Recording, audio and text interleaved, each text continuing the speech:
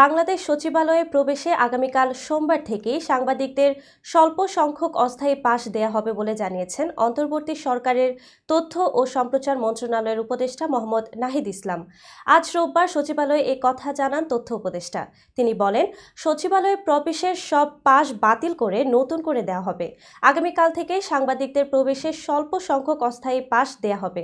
সচিবালয়ে নতুন পাসের জন্য আবেদন প্রক্রিয়া দ্রুতই জানানো হবে বলেও এ সময় জানান তথ্য উপদেষ্টা।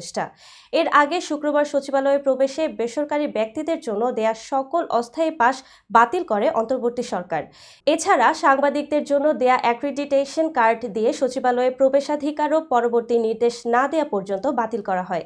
অর্থাৎ সাংবাদিক সহ বেসরকারি কেউ আপাতত সচিবালয়ে প্রবেশ করতে পারবেন না।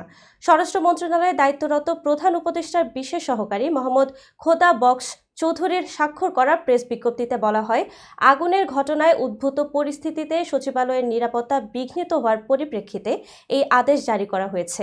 এছাড়া নিরাপত্তার কথা মাথায় রেখে অগ্নিকাণ্ডে ক্ষতিগ্রস্ত সচিবালয়ের সাংবাদিকদের প্রবেশ নিষিদ্ধ করার সিদ্ধান্ত নেওয়া হয়েছে বলে জানিয়েছেন প্রধান উপদেষ্টার প্রেস সচিব শফিকুল আলম।